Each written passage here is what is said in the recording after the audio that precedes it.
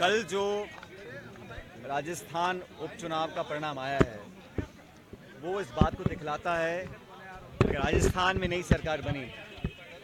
सरकार बनने में जो विलम्ब हुआ, सरकार बनने के बाद चलते चुनाव में आचार संहिता की धज्जियां उड़ाते हुए और नैतिकता को ताक पे रखते हुए भाजपा के उम्मीदवार को मंत्री बनाया गया।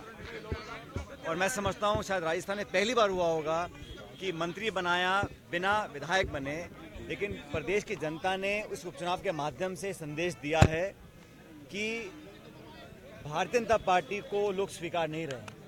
हम लोग चुनाव जरूर हारे हैं कांग्रेस पार्टी राजस्थान में, लेकिन जनता और खास करके नौजवान और किसान कांग्रेस के साथ है।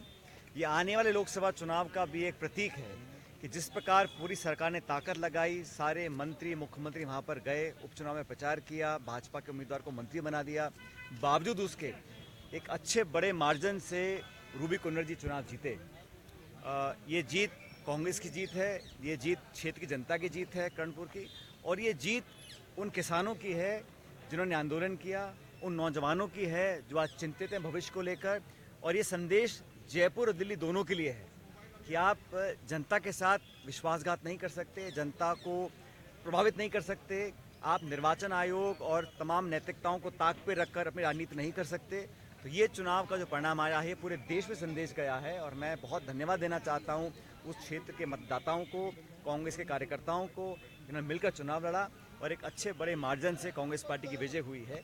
और ये मुझे लगता है कि कहीं ना कहीं भाजपा सरकार को अपने गिरबान में झांक कर देखने का भी मौका है कि सरकार बनने के तुरंत बाद इतना करारा झटका जो मिला है ये कोई सामान्य बात नहीं है, और इसका एक सकारात्मक प्रभाव पड़ेगा आने वाले लोकसभा चुनाव के अंदर भी। पायलट साहब, आप राजस्थान के साथ साथ छत्तीसगढ़ के प्रभारी बनाए गए हैं, राष्ट्रीय महासचिव बनाए गए हैं।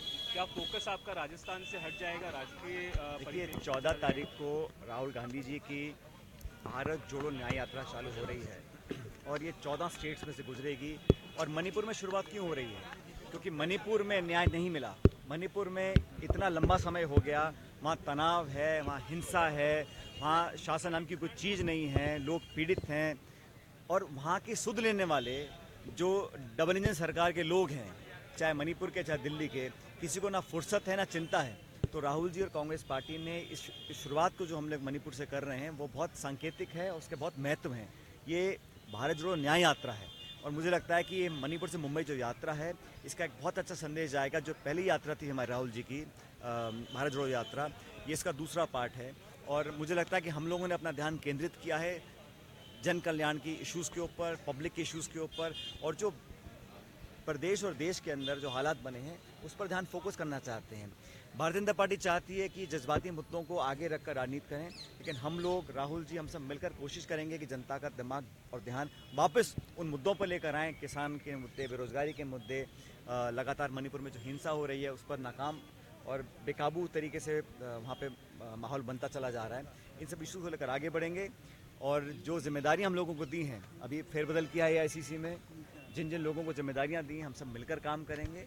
और विधानसभा चुनाव में भी आप देखिए जो वोट प्रतिशत है, चाहे वो छत्तीसगढ़ है चाहे वो राजस्थान है, हमारा वोट कम नहीं हुआ है।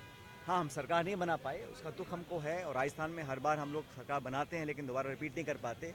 ये भी चिंता का विषय है, इस पर चिंता हम लोग कर रहे हैं, लेकिन लोकसभा चुनाव की पूरी तैयारी हम लोगों की है, और मैं समझता हूं कि बहुत अच्छे परिणाम इस बार इन सभी राज्यों में हमारे आएंगे। भाई साहब, विपक्ष को लेकर के इतनी देरी क्यों हो रही है? विपक्ष को लेकर नेता प्रतिपक्ष को लेकर के उस सब समय पर हो जाएगा।